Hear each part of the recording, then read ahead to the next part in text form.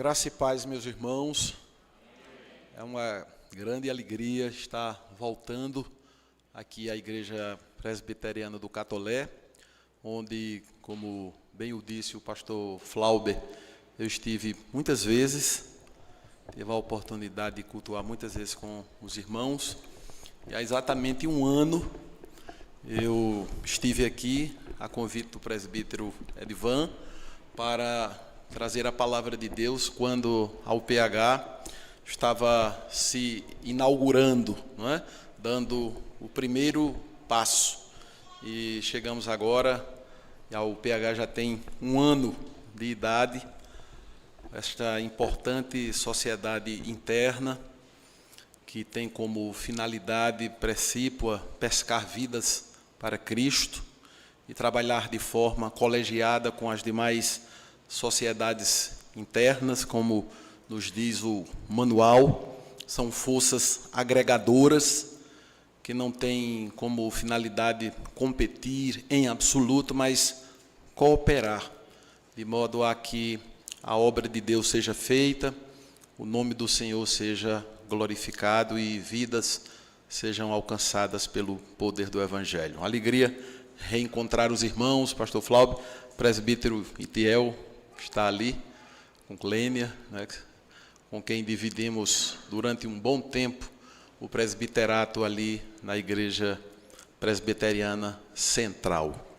Então, meus irmãos, é uma alegria muito grande, e a minha oração é para que o Senhor se apiede de mim, que sou o seu instrumento nesta noite de proclamação do Evangelho, de todos nós, a fim de que a pregação ela glorifique o nome do Senhor em primeiríssimo lugar, que essa é a finalidade primordial para a qual tudo foi criado, mas que ela também traga edificação para a igreja que está aqui reunida e também salvação para os perdidos pecadores. Onde quer que esta pregação chegue, de acordo com os eternos decretos de Deus, que haja arrependimento e fé genuína na pessoa bendita do nosso Senhor e Salvador Jesus Cristo.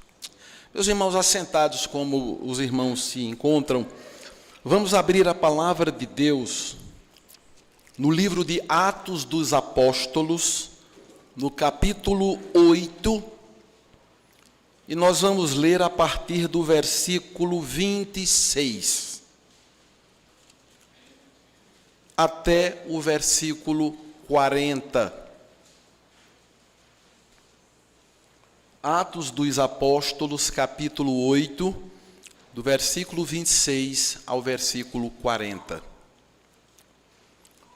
Um anjo do Senhor falou a Filipe, dizendo: dispõe-te e vai para o lado do sul, no caminho que desce de Jerusalém a Gaza. Este se acha deserto. Ele se levantou e foi.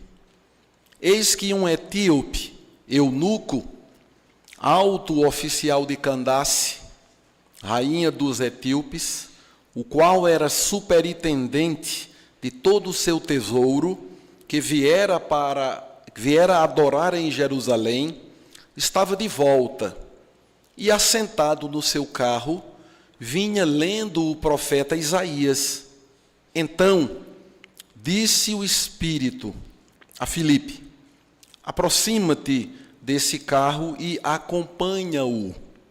Correndo Filipe, ouviu-o ler o profeta Isaías e perguntou: compreendes o que vens lendo?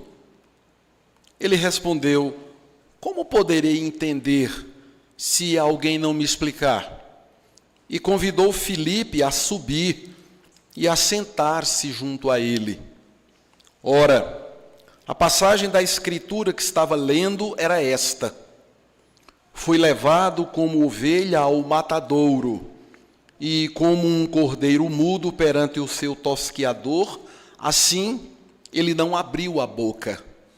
Na sua humilhação lhe negaram justiça. Quem lhe poderá descrever a geração? Porque da terra a sua vida é tirada.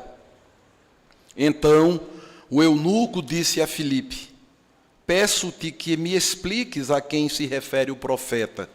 Fala de si mesmo ou de algum outro?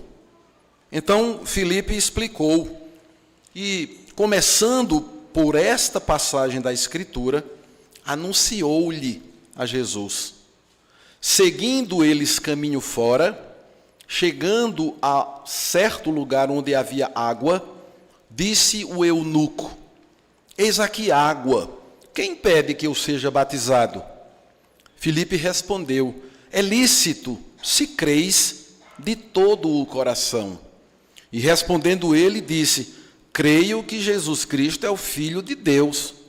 Então mandou parar o carro, ambos desceram à água e Filipe batizou o eunuco.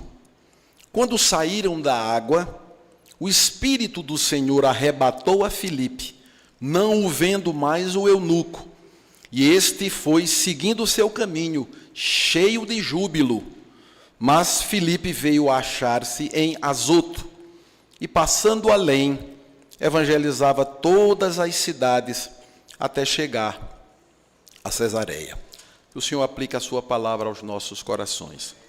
Meus irmãos, o livro de Atos dos Apóstolos é um livro histórico, que relata os primeiros e decisivos passos da igreja recém-fundada pelo nosso Senhor e Salvador Jesus Cristo, recém-batizada pelo Espírito Santo, que desceu ali no dia de Pentecostes em cumprimento, não somente a profecia de Joel, mas as palavras do Senhor Jesus, que assegurou de maneira absolutamente inquestionável que era necessário que ele voltasse para o Pai, depois da realização da obra de redenção para a qual ele foi comissionado pelo Pai, no pacto da redenção realizado na eternidade.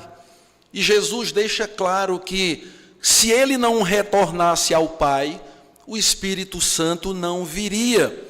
E a vinda do Espírito Santo, a descida do Espírito Santo ali em Pentecostes, ela tem uma dimensão redentiva. Ela está umbilicalmente ligada à obra que Cristo fez. E foi uma demonstração pública e cósmica e universal de que a obra de Cristo, ela foi perfeita e perfeitamente acatada pelo Pai, que demonstra publicamente, universalmente, cosmicamente, que a obra do Filho foi perfeita, derramando copiosamente o seu Santo Espírito, para que a igreja então recebesse um poder, uma capacitação para continuar a obra de evangelização do mundo. O Senhor Jesus Cristo havia dito que os seus discípulos deveriam permanecer em Jerusalém, até que do alto eles fossem revestidos de poder, para que assim eles se tornassem testemunhas, tanto em Jerusalém, quanto na Judéia, quanto em Samaria, até os confins da terra. Então, o livro de Atos é este registro inspirado pelo Espírito Santo, com a pena cuidadosa do historiador e do médico Lucas, que vai registrando de maneira bastante detalhada todos os fatos e feitos realizados pelos apóstolos no poder do Espírito Santo. Tanto é assim que alguns estudiosos do Novo Testamento dizem que este livro bem poderia se chamar Atos do Espírito Santo, porque conquanto tenham sido realizados estes atos aqui registrados pelos apóstolos, eles jamais seriam capazes de terem feito o que fizeram, senão pelo poder do Espírito Santo que estava sobre eles e que estava neles, capacitando-os para a realização desta obra gloriosa de pregação do Evangelho. Aqui no capítulo 8, no versículo 4 até o versículo 8, nós não vamos ler, apenas para contextualizar um pouco a trajetória de Filipe. Do versículo 4 ao versículo 8 do capítulo 8, está escrito que Filipe ia por toda parte, não é, descendo a cidade de Samaria, anunciando a Cristo. Alguns foram dispersos por toda parte, e Filipe desce à cidade de Samaria, que era na região norte, e ele estava ali naquela região pregando o evangelho. E um ponto interessante, irmãos, a levar em consideração aqui, é que as multidões estavam afluindo para ouvirem a pregação de Filipe. E não somente a pregação, mas Deus estava confirmando, autenticando a pregação de Filipe através de sinais, através de prodígios, através de muitas curas de paralíticos, de coxos, através do exorcismo, da expulsão de espíritos malignos que atormentavam, acorrentavam pessoas. E aqui a gente vê um ponto importante na tarefa apostólica do primeiro século. Havia algumas credenciais que deveriam fazer parte da vida de um apóstolo, que primeiro ele precisava ter sido uma testemunha viva, ocular, da ressurreição de Cristo, ter andado com Cristo e ter presenciado a sua gloriosa ressurreição.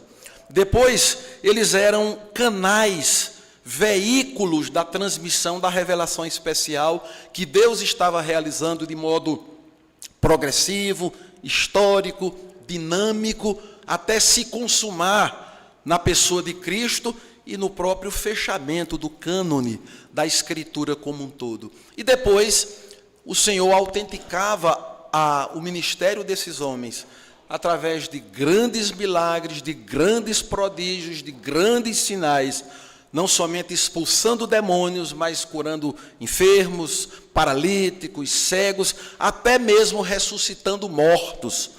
Essas credenciais, elas eram específicas do tempo apostólico, tanto é assim que na continuidade, na sequência da história da igreja, estes sinais autenticadores da mensagem pregada pelos apóstolos, estes sinais foram escasseando até quase que desaparecer completamente.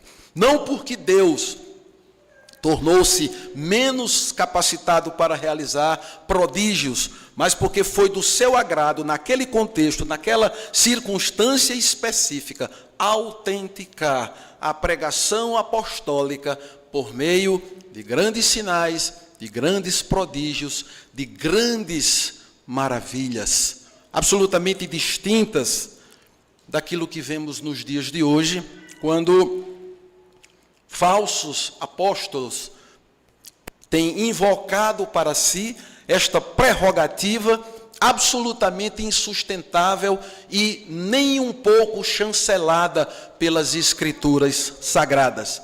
De modo que apóstolo, no sentido estrito, no sentido específico, no sentido neotestamentário, apóstolos não existem mais. Podemos usar a palavra apóstolo no sentido de alguém enviado, mas no sentido estrito, específico, neotestamentário, apóstolos inexistem. De vez que se eles existissem, ou se eles existirem, aquilo que eles dizem, aquilo que eles escrevem, aquilo que eles professam, precisaria ser acoplado à Escritura Sagrada. E aí nós estaríamos dizendo que a Escritura não está fechada, não é suficiente e não é plena para nós. Mas o ponto é que aqui nos versículos 4 a 8, Filipe está pregando, os demônios estão sendo expulsos, vidas estão sendo libertas, pessoas estão experimentando curas extraordinárias, paralíticos estão voltando a andar, coxos estão voltando a andar, e repentina, súbita, inesperada e estranhamente, no versículo 26, que é o versículo do capítulo 8 que nós lemos aqui, um anjo do Senhor, comissionado, ordenado pelo próprio Deus, dá a Filipe uma ordem aparentemente estranha, semelhante àquela que o Senhor dá a Abraão, para que ele fosse imolar o seu próprio filho. Se não, vejamos, um anjo do Senhor falou a Filipe dizendo: dispõe-te e vai para o lado do sul, no caminho que desce de Jerusalém a Gaza, este se acha deserto. Veja o quadro. Filipe está pregando na região norte. Multidões estão afluindo para ouvi-lo. Deus está autenticando a sua pregação. Deus está chancelando o seu ministério através não somente da conversão de pessoas, não somente da libertação de oprimidos pelo demônio, mas também através de curas extraordinárias, prodígios, milagres, semelhantes àqueles que o Senhor Jesus Cristo fez quando esteve aqui entre nós no poder do Espírito Santo.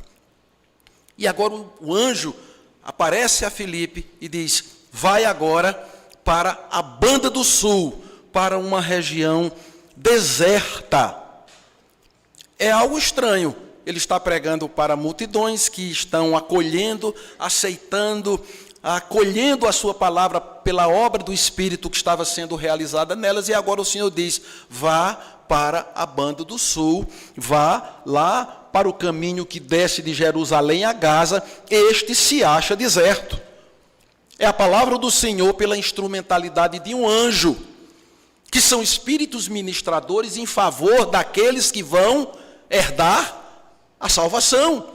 A palavra de Deus diz que os anjos são espíritos ministradores que vão trabalhar em favor daqueles que vão herdar a salvação. E o primeiro ponto para o qual eu quero chamar a atenção dos irmãos, na trajetória ministerial deste homem, chamado Filipe, foi que ele, ao ouvir a ordem dada pelo Senhor, pela instrumentalidade de um anjo, para que ele saísse de uma região que estava sendo bastante satisfatoriamente empática e ouvindo e acolhendo a pregação, e ele fosse para uma região deserta. Ele poderia questionar, ele poderia levantar alguns argumentos, mas Senhor, o ministério que eu estou realizando aqui está sendo bem sucedido. Aqui as pessoas estão sendo atraídas pelo poder da tua palavra. Vidas estão sendo libertas do poder dos demônios, curas extraordinárias estão sendo feitas, as pessoas estão crendo no nome do teu filho, há uma grande alegria, e o Senhor está me mandando agora ir para uma região deserta, para um lugar completamente inóspito, não habitado. Mas o que o texto diz é que ele se levantou e foi. Primeiro ponto, um homem que se coloca nas mãos de Deus para realizar a sua obra, para realizar o ministério para o qual ele foi vocacionado, como os irmãos da União Presbiteriana de Homens, que suponho eu, sentem a vocação para ser instrumentos de Deus, para pescar, não peixes, mas vidas para Cristo, vidas para o reino de Deus. Em primeiro lugar, tem de ser homens que estão plenamente dispostos a atender à voz do Senhor, independentemente das circunstâncias. Filipe sai da região norte, vai para a banda do sul, que desce de Jerusalém para Gaza, e o texto diz que ele se levantou e foi. Obediência, prontidão, submissão irrestrita à voz do Senhor. Esse primeiro ponto. Na Escritura nós nos deparamos com outras situações em que veio uma ordem da parte do próprio Deus, não pela mediação nem pela instrumentalidade de um anjo, mas o próprio Deus que falou a um servo dele, comissionando-o para realizar uma obra de evangelização, pregar para uma cidade de pessoas terrivelmente ímpias, abominavelmente violentas, perversas, ao limite máximo da maldade, que eram os ninivitas. Os irmãos vão de se lembrar o ministério do profeta Jonas. O Senhor chamou a Jonas e lhe deu uma ordem, que ele fosse pregar para os ninivitas, que era um povo mau, cruel, perverso, sanguinário, soberbo, mau, a perder de vista. Mas o Senhor é um Deus de misericórdia, de graça, de bondade, de longanimidade, que não quer que ninguém se perca, antes que todos venham ao conhecimento da verdade. Por isso ele levanta mensageiros, que no poder do Espírito Santo, submetidos à sua vontade, obedientes à sua vontade, preguem, anunciem a gloriosa salvação que há em Cristo Jesus. Mas o texto diz que quando Deus disse a Jonas, vá para a cidade de Nínive, pregue a minha palavra. O texto diz que Jonas imediatamente se levantou e imediatamente se dispôs, mas para fugir da presença do Senhor. Ao invés de ir para Nínive, Jonas decidiu ir para Tarsis. Ele se dispôs, não para fazer a vontade de Deus, para fazer a sua própria vontade. Ele tinha as suas razões, que explicavam o seu gesto, mas não justificavam em absoluto. Ele era um nacionalista. Ele conhecia a maldade terrível daquele povo. Mas, acima de tudo, ele sabia que Deus era um Deus tão misericordioso, que tinha uma bondade tão infinita, que se aquele povo se arrependesse, se aquele povo abandonasse os seus maus caminhos, que se aquele povo se voltasse para o Senhor os perdoaria, os restauraria, os salvaria, porque onde abundou o pecado, superabundou a graça. E estranhamente o coração nacionalista do profeta, sabendo quem era Deus, um Deus de ira, mas um Deus de misericórdia, ele se dispôs, mas não para fazer a vontade de Deus. O restante da história todos conhecemos. Voltando para o texto de Atos, a atitude de Filipe foi diferente.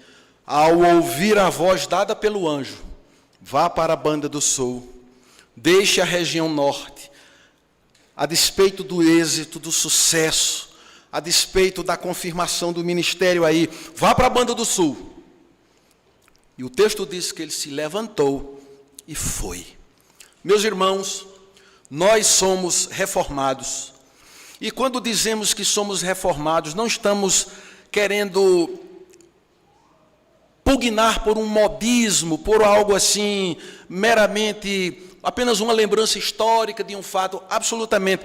Quando dizemos que somos reformados, nós queremos dizer que, sendo uma igreja, uma herança da reforma protestante do século XVI, nós queremos dizer que aquela herança do século XVI, que foi resgatada por aqueles homens que não temeram a sua própria vida, para serem fiéis às Escrituras e a trazerem de volta para o centro do culto, nós queremos dizer que aquilo que os reformadores pregaram, que é o que nós pregamos hoje, é a essência, é o cerne do Evangelho em qualquer circunstância. E que essência é essa? É que a salvação, ela pertence ao Senhor, é que a salvação é um ato de graça soberana, sobrenatural, irresistível do Senhor, que ela não depende de quem quer nem de quem corre, não depende da vontade caída, corrupta e depravada do homem, mas da ação sobrenatural do Deus, que governa toda a história e que tem na palma das suas mãos todos aqueles por quem o seu Filho amado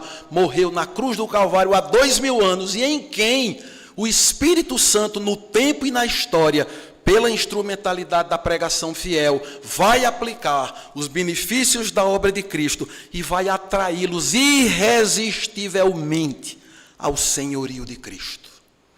Por que eu estou a dizer isto? É que quando Filipe ouve a voz do anjo, ordenando que ele fosse para a banda do sul, e ele vai sem questionar, sem tergiversar, sem fazer qualquer tipo de contestação ao Senhor, imediatamente o versículo 27 diz assim: eis que um etíope, eunuco, alto oficial de Candace. Essa expressão Candace não é o nome de uma pessoa, mas é um título de nobreza vinculado às rainhas desta região aqui da África, dos etíopes. E esse homem, ele era um superintendente de todo o seu tesouro. Portanto, era um homem de classe social elevada, era um homem dotado de um certo poder social, econômico. Ele era um superintendente do tesouro dessa região, ligada à rainha dos etíopes. E quando o texto diz, eis que um etíope, o anjo diz, vá para o sul, eis que um etíope, Deus na sua soberana vontade, Deus na sua misteriosa vontade, Deus na sua inacessível vontade, como cantamos aqui, Deus na sua inescrutável vontade, nos seus decretos invisíveis, mas reais, já estava preparando circunstâncias específicas para que este eleito de Deus, antes da fundação do mundo, ouvisse a pregação do Evangelho, por meio da qual fé salvadora seria produzida no seu coração. Portanto, meus irmãos, quando nós saímos para pregar, quando homens da União Presbiteriana de Homens saem para pregar, de forma tão simples, nos lares ou nas praças, ou no meio da rua, onde quer que Deus os leve, eles devem ter uma consciência muito viva de que Deus na eternidade já formou a sua igreja, de toda tribo, de toda raça, de toda língua, de toda nação, de todos os povos, e esses que são os seus eleitos, eles vão ser irresistivelmente atraídos pelo poder do Evangelho, pela ação do Espírito Santo em seus corações. Nós temos que ter esta convicção. Quem vai converter corações não é a nossa eloquência, não é a nossa maior ou menor capacidade, mas a ação poderosa do Espírito Santo em harmonia com o decreto estabelecido por Deus desde toda a eternidade. O eunuco já estava sendo preparado para ouvir a mensagem e crer na obra do nosso Senhor e Salvador Jesus Cristo. O texto diz que ele veio adorar em Jerusalém. Ele não era ainda um convertido no sentido estrito, mas as persuasões de Deus já estavam atuando na sua vida, de maneira que ele estava indo a Jerusalém para adorar. E o texto diz que ele estava de volta, ele estava sentado no seu carro, estava lendo o profeta Isaías. O texto não diz exatamente as razões pelas quais este homem de alta estirpe social, superintendente de todos os tesouros ali da oficial de Candace, da rainha dos etíopes, optou por esta viagem numa região mais desértica, mais desabitada, não é? Mais solitária. Aventam a hipótese alguns de que talvez ele quisesse um pouco mais de tranquilidade, de serenidade, para ler com mais calma, com mais serenidade o texto da Escritura. Não sabemos, são apenas hipóteses que não encontram uma chancela plena no texto. Mas agora não é mais o anjo que fala a Filipe. Primeiro o anjo diz, vá para o sul. Em seguida, já aparece o eunuco, preparado por Deus para este fim específico. Agora é o Espírito Santo, versículo 29, que diz a Filipe, aproxima-te deste carro e acompanha-o.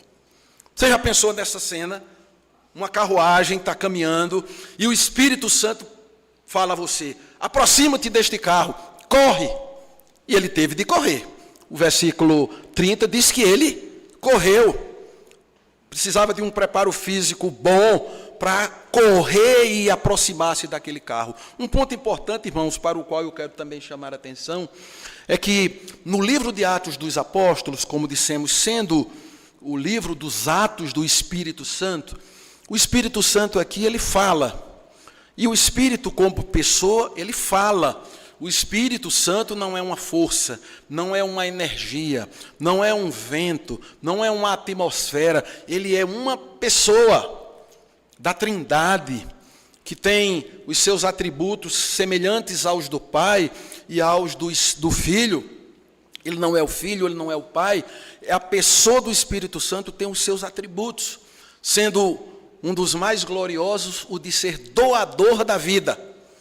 O Espírito Santo é o doador da vida, não somente a vida na sua fisicalidade, mas ele também é o doador da vida espiritual. Nós estávamos mortos nos nossos delitos e pecados, e quando a semente da palavra de Deus foi disseminada no nosso coração, o Espírito Santo veio sobre ela e nós nascemos de novo. Nos tornamos novas criaturas, passamos da morte para a vida, pelo poder do Espírito Santo, que é o doador da vida. O Espírito Santo que lá no capítulo 13, deste mesmo livro precioso de Atos, na preparação para a primeira viagem missionária dos apóstolos, o texto diz assim, capítulo 13, versículo 2, e servindo eles ao Senhor, quem?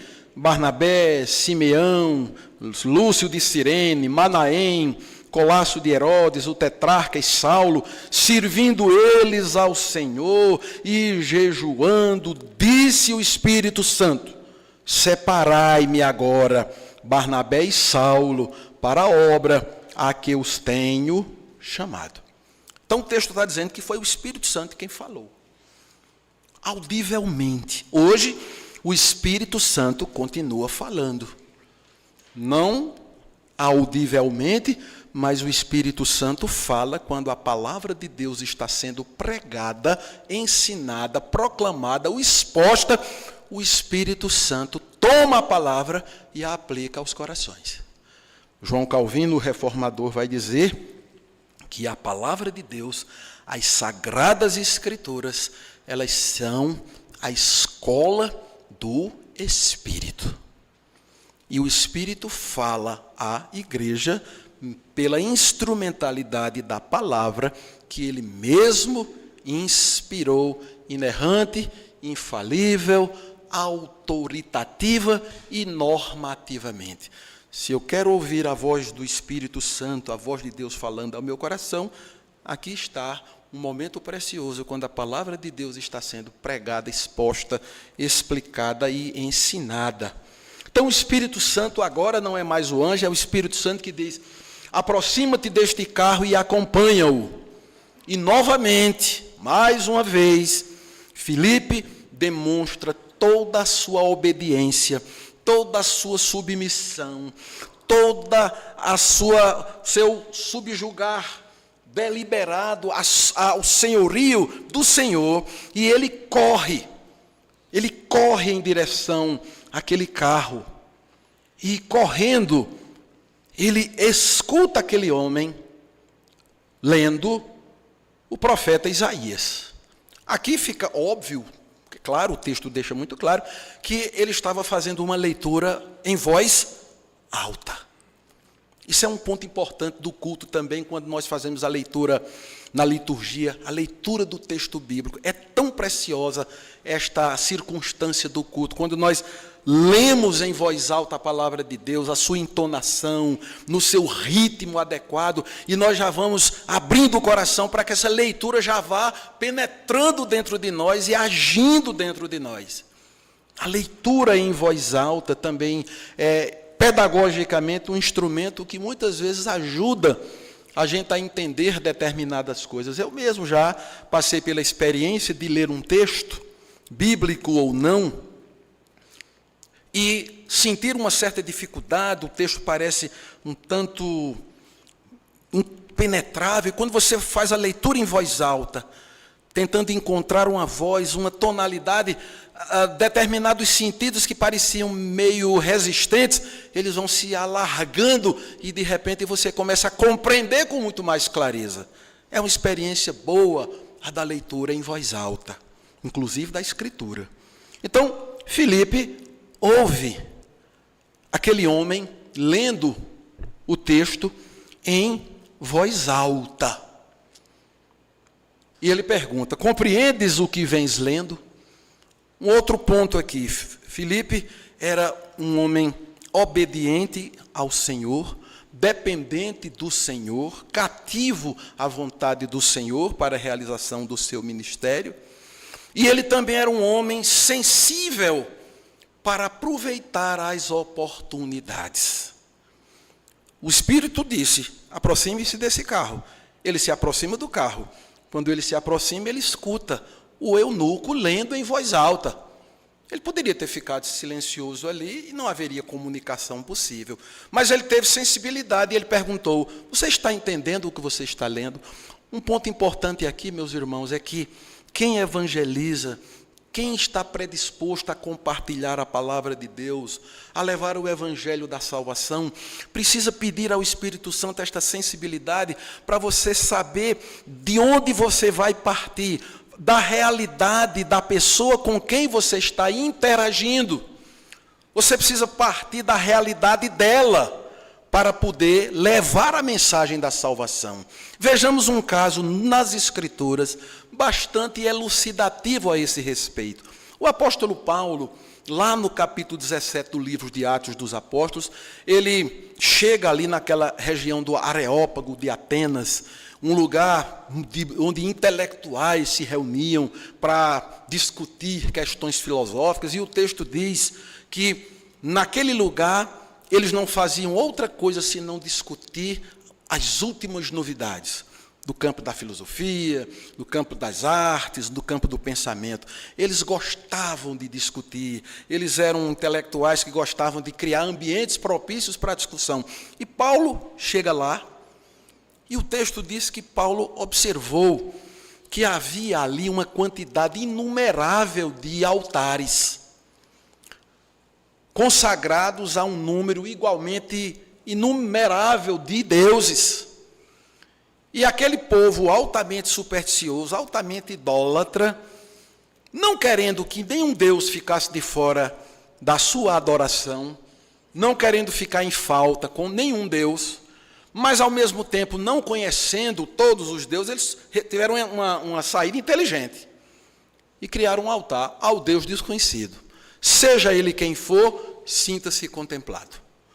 Você está contemplado pela nossa devoção, pela nossa espiritualidade, pela nossa religiosidade. Pode até ser que nós não saibamos quem você é, nem o seu nome, mas você está contemplado. E aí Paulo passando ali, o texto diz que o coração de Paulo se condoeu da idolatria reinante ali. Paulo, ele tinha um coração sensível, e ele se condoeu, ele sentiu o coração apertado, como gente criada à imagem e semelhança de Deus, para glorificar apenas o único Deus vivo e verdadeiro, pode se tornar idólatra de forma tão terrível, a ponto de adorar uma quantidade tão gigantesca de ídolos como aquela.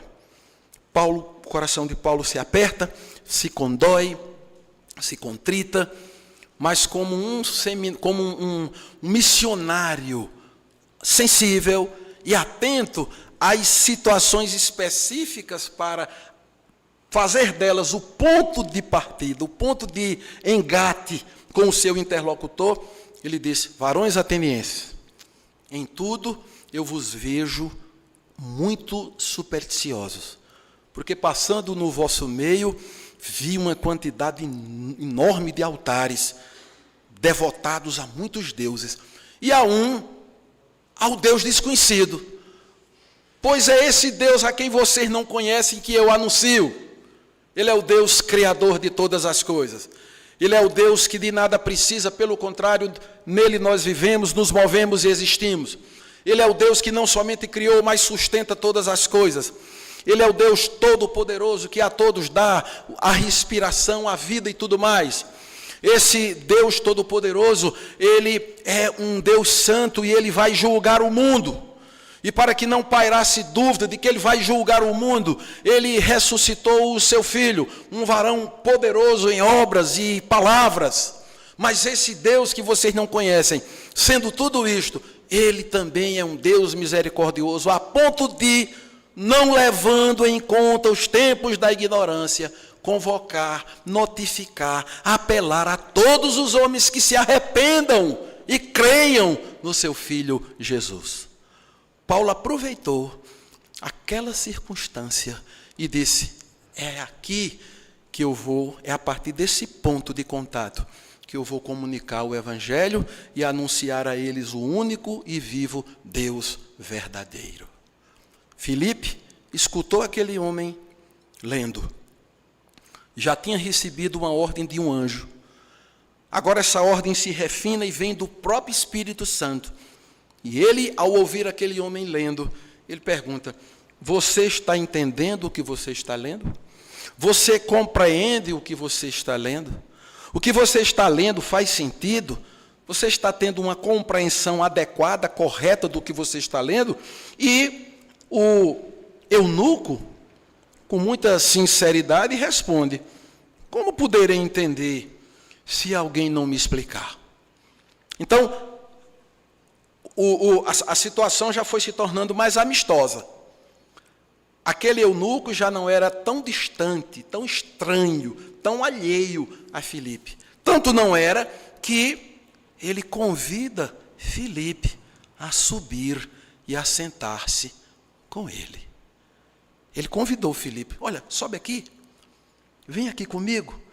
Certamente ele presumiu, pelo interesse, pela pergunta, que aquele homem era dotado de um conhecimento satisfatório que poderia iluminá-lo, ajudá-lo a entender aquilo que ele estava lendo, mas que ainda era obscuro, ininteligível, inalcançável para a sua mente.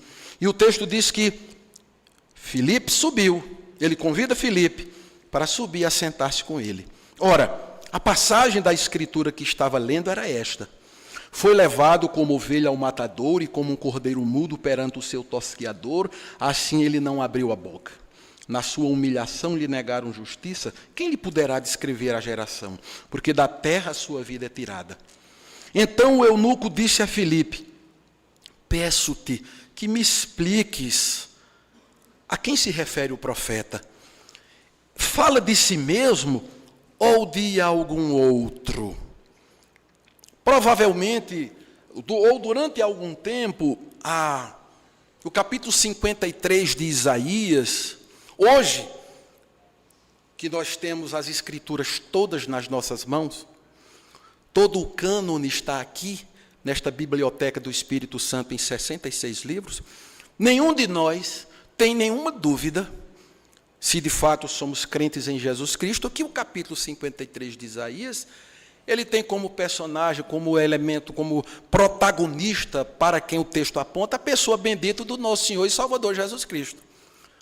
Mas é preciso que nós compreendamos que a revelação de Deus, ela não se deu de uma vez só. Ela se deu de maneira histórica, progressiva, dinâmica, até chegar ao seu ponto máximo, ao ápice, até se consumar. De modo que hoje nós sabemos muito mais, ou sabemos o de que carecemos sobre Deus, do que sabiam os nossos irmãos de fé da antiga aliança. E por quê? Porque somos mais inteligentes do que eles, porque temos uma fé mais robusta do que eles? Não. Pelo simples fato de que a revelação de Deus, ela se deu de forma progressiva. Hoje, o que nós sabemos de forma plena, descortinada, eles não sabiam, porque a revelação estava se dando progressivamente. Certa vez eu vi uma ilustração muito pedagógica a esse respeito, feita pelo pastor Paulo Brasil, da cidade do Recife. Ele dizia o seguinte: se você se deparar com uma árvore, essas árvores centenárias, gigantescas, cujas raízes se aprofundam por debaixo da terra, às vezes até causando problemas ao que está perto delas, não é isso? E você pegar a sementinha que foi jogada na terra pela primeira vez e que foi adubada, foi bafejada, foi aguada ali, Deus mandou a água, aquela sementinha pequenininha, aquela árvore tem todas as coisas que aquela sementinha tem. Aquela sementinha tem todos os elementos, todos os ingredientes que aquela árvore tem, mas aquela sementinha não é a árvore. A criança que é fecundada no ventre de uma mulher, na hora em que ela é fecundada, na hora que a vida é gerada, ali tem uma vida, correto? Por isso que nós somos inteiramente contra o aborto, intransigentemente, porque Deus confere à vida uma dignidade extraordinária. Ele é o Senhor da vida, Ele é o autor da vida. Mas aquela criança que está fecundada já é uma vida, ela ainda não tem todos os ingredientes, tudo de que ela vai necessitar para o seu crescimento, até chegar o tempo de sair da barriga da mãe, tornar-se um bebê, uma criança, todos os ingredientes estão lá.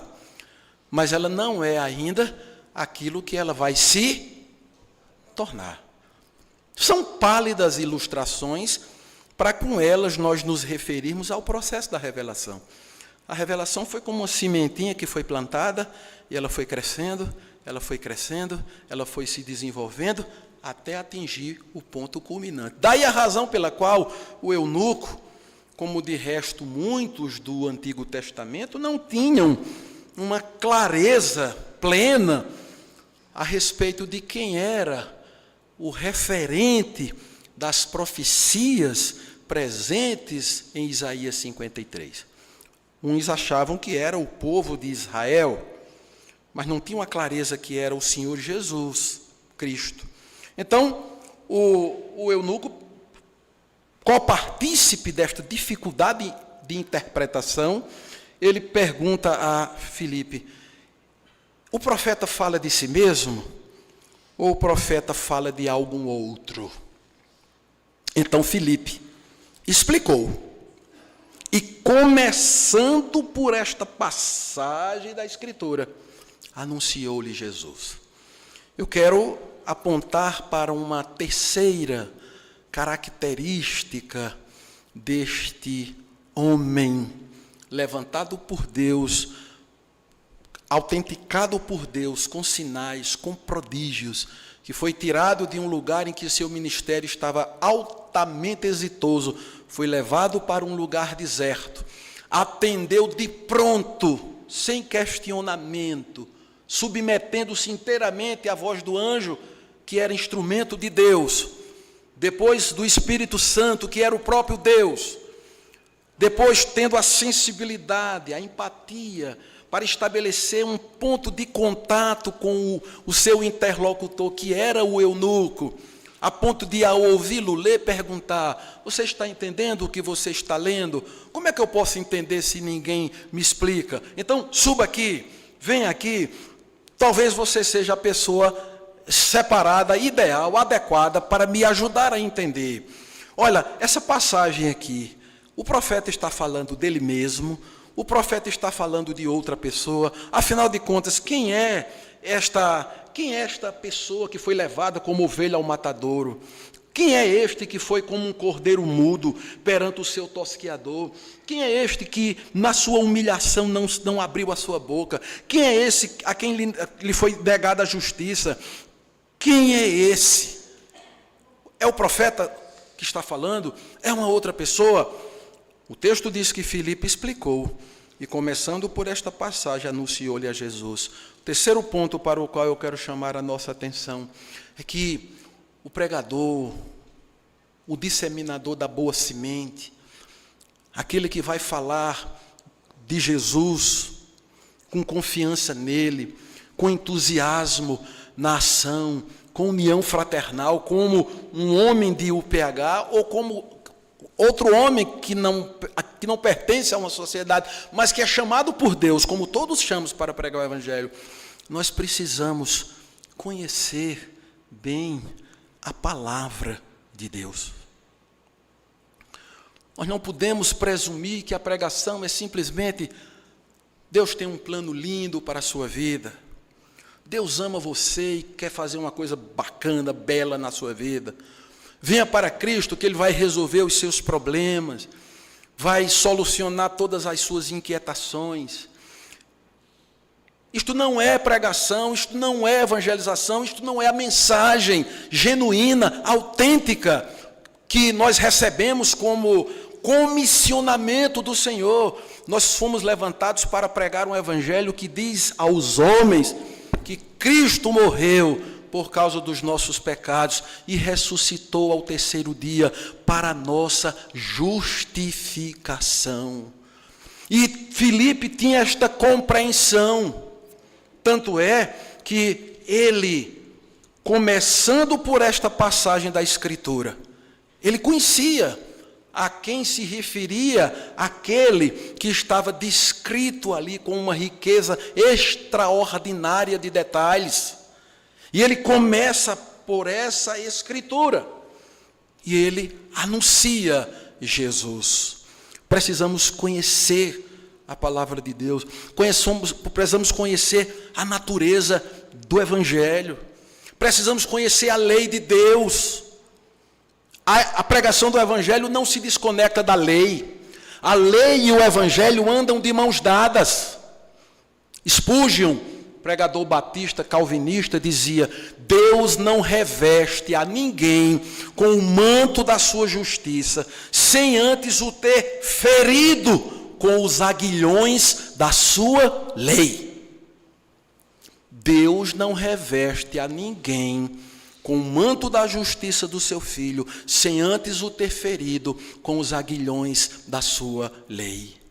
O pecador somente terá consciência que está em falta diante de Deus. O pecador somente terá consciência de que é o objeto da santa ira de Deus. O pecador somente terá consciência de que Deus está em desfavor para com ele.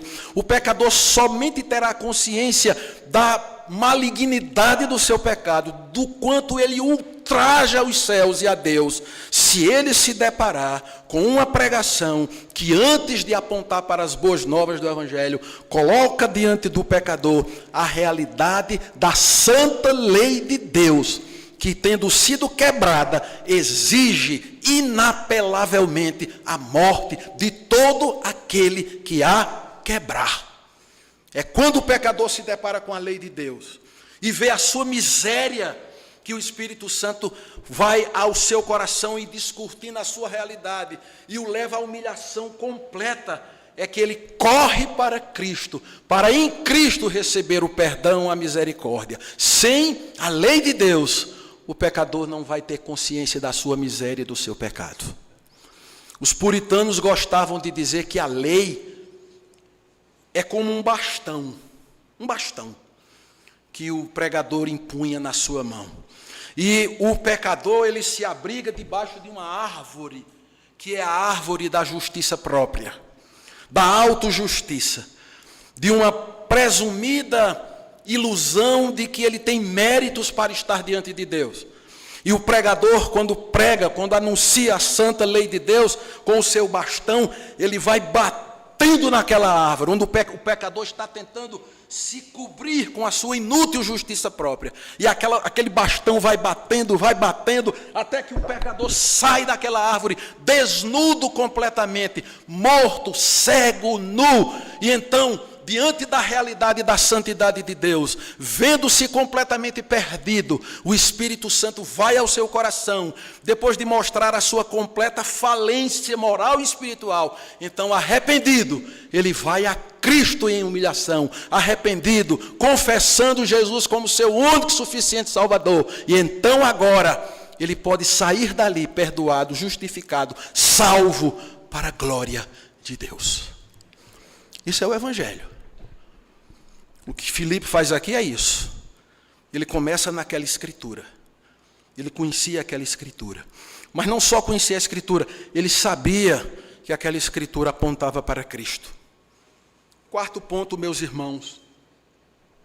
O pregador, como Filipe, ele precisa descobrir ou localizar. Ele precisa perceber que Cristo está em toda a Escritura. E qualquer que seja o texto em que você vai pregar, há de você encontrar a Cristo, porque há de certamente Cristo está ali. E foi o próprio Cristo quem nos deu esta hermenêutica. Não é modismo, não é invenção contemporânea. O próprio Cristo, quando se aproximou daqueles 2 discípulos que estavam desanimados no caminho de Emaús, porque eles presumiam que aquele em quem eles haviam posto a sua esperança estava morto, e o que os aguardava agora era perseguição, sofrimento, dor, morte e nada mais. Tanto é assim que Jesus havia dito: fiquem em Jerusalém. Eles estão indo para Emaús. Aquela fuga, aquela saída não era uma coisa de só menos. Eles estavam saindo de Jerusalém porque eles não estavam mais acreditando naquilo que Jesus havia dito. Tanto é assim que no diálogo travado, quando Jesus se aproxima deles e pergunta: sobre o que vocês estão falando? Vocês estão tratando de quê? Jesus sabia. Eles disseram: porventura tu és o único forasteiro que não sabes o que aconteceu? Jesus, nós esperávamos que ele fosse o Redentor de Israel, nós pusemos nele a nossa esperança, e agora já é o 3º dia, nada aconteceu.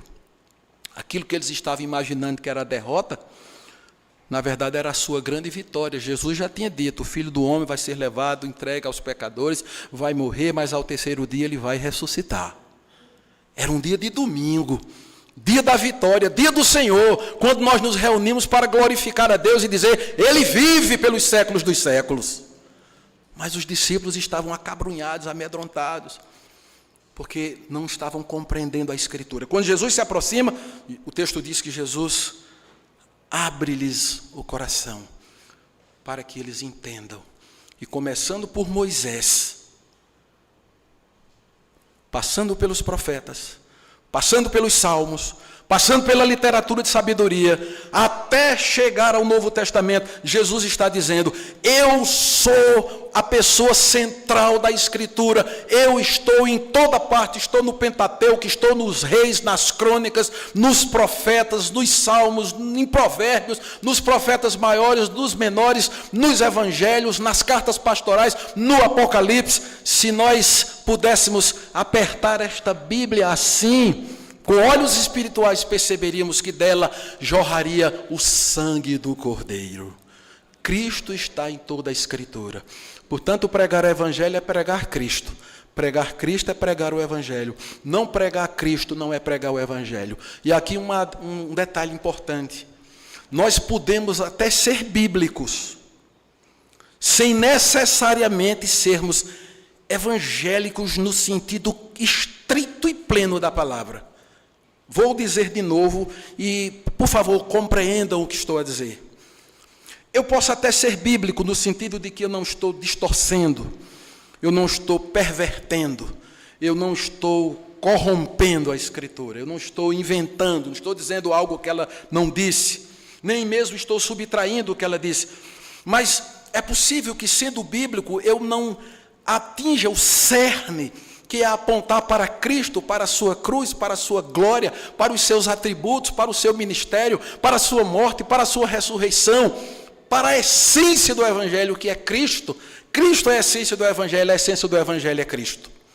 E nesse quesito, eu posso cair no moralismo, eu posso cair na autoajuda, eu posso cair numa ética, eu posso cair em dimensões que têm o seu papel, têm o seu lugar, mas não são o centro, não são o cerne. O pecador, ao entrar por esta porta, ou onde quer que, qualquer que seja a porta pela qual você entre como pregador, você tem que, ao pregar o Evangelho, apontar que o homem está em desfavor perante Deus.